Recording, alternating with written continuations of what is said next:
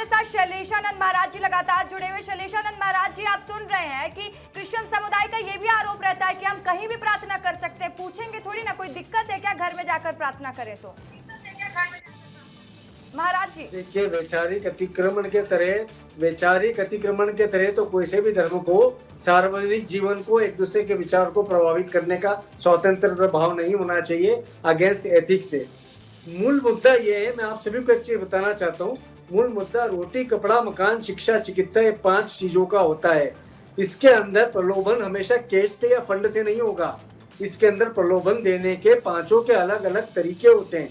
उन तरीकों के अंदर हमने देखा है, रोहिंग्या वाला इंट्रूजन भी देखा है, क्रिश्चियन कन्वर्शंस की भी एक स्कीम्स देखी है हमने, बस्तर में देखी है, ढीलों के साथ में हमारे मध्य प्रदेश के अंदर देखी है। तो निरंतर रूप से चलता है। इस बात से कोई लेना देना नहीं है कितनों को सजा मिली या ना मिली।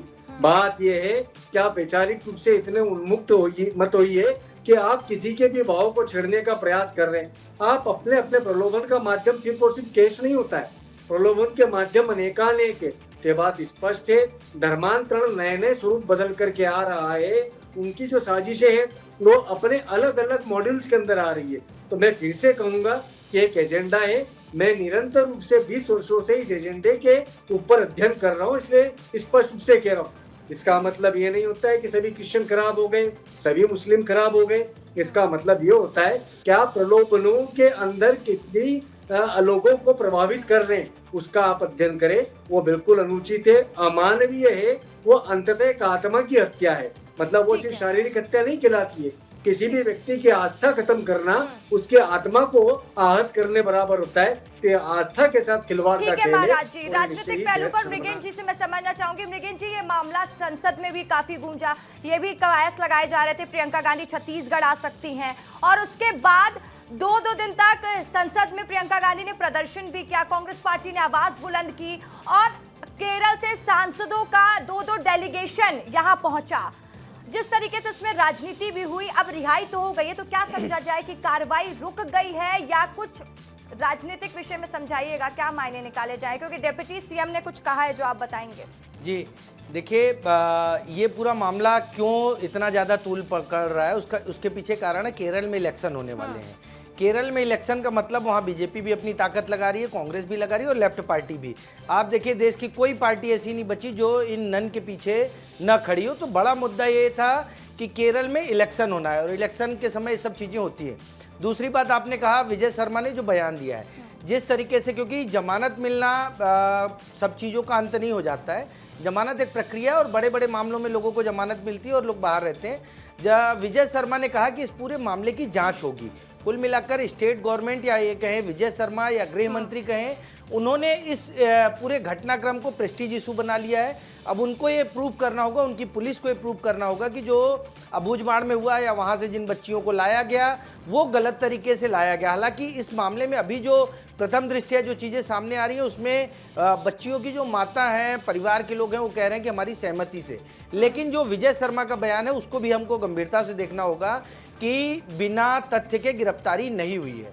तो अगर ये, क्योंकि जो क्रिश्चियन समाज है या पॉलिटिकल पार्टीज हैं वो ये आरोप लगा रही है कि बजरंग दल के कहने पर या उनके नेताओं के आरोप प्रत्यारोप के बाद ये गिरफ्तारी हुई है, और सरकार ये कह रही है कि तथ्यों के आधार पर। तो ये हमको देखना होगा कि आने वाले समय में पुलिस किस हद तक जांच कर पाती है, वो क्या तथ्य पेश करती है जिससे पूरा मामला कोर्ट में स्टैंड कर सके और ये सिद्ध हो सके कि ये जो नन है उन लोगों ने गलत किया है और ये जो सरकार है, राज्य सरकार, उसका स्टैंड सही है। ठीक है, इस पर जवाब मैं ले लेती हूँ। डीका मनशीश केजू जी हमारे साथ लगातार बने हुए हैं, क्या कहेंगे आप इस पर, क्योंकि ये भी आरोप लग रहा है, आरोप तो बहुत है कि अबूझमाड़ में अभी तक शिक्षा व्यवस्था दुरुस्त नहीं कराई जा सकती, क्योंकि वहां से लड़कियों को कभी आगरा ले जाया जाता है तो केरला ले जाया जाता है।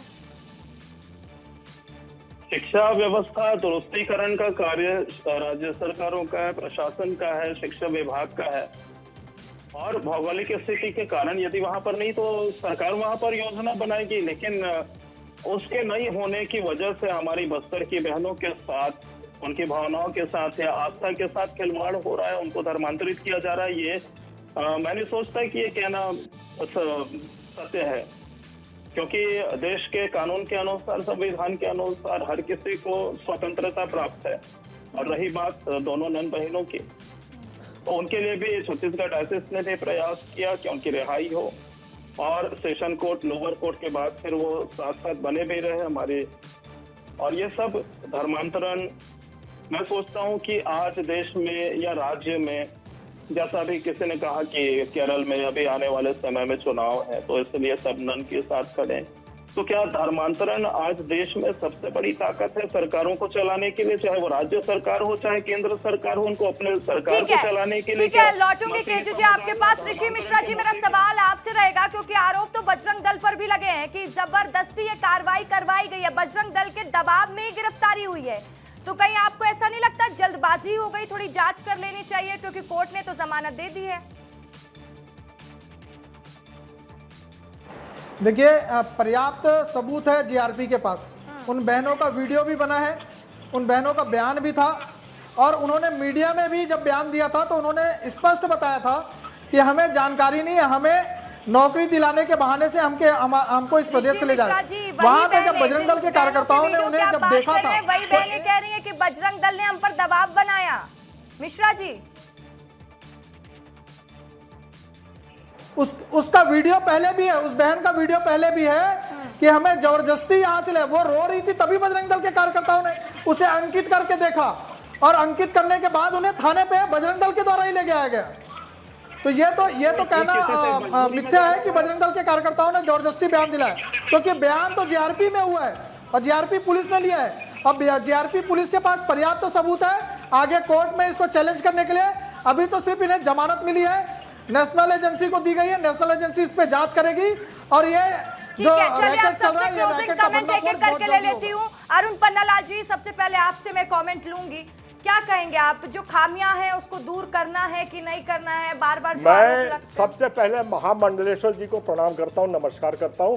उनने आज जो 3 बातें कही उससे मैं बहुत प्रभावित हूं। उनने पहला कहा कि जो शिक्षा का अभाव है, में चिकित्सा का अभाव है, और ये तीसरा उनने बताया जो उनको नौकरी वगैरह नहीं मिलती, इनको एड्रेस करना बहुत जरूरी है। और मैं दूसरी बात आपसे सनम्रता के पूर्वक ये बोलना चाह रहा हूं कि अगर धर्मांतरण हो रहा है तो उसके कारण का पता लगाया जाए कि आखिरकार एक कैंप को छोड़ के एक आदमी दूसरी जगह क्यों जा रहा है।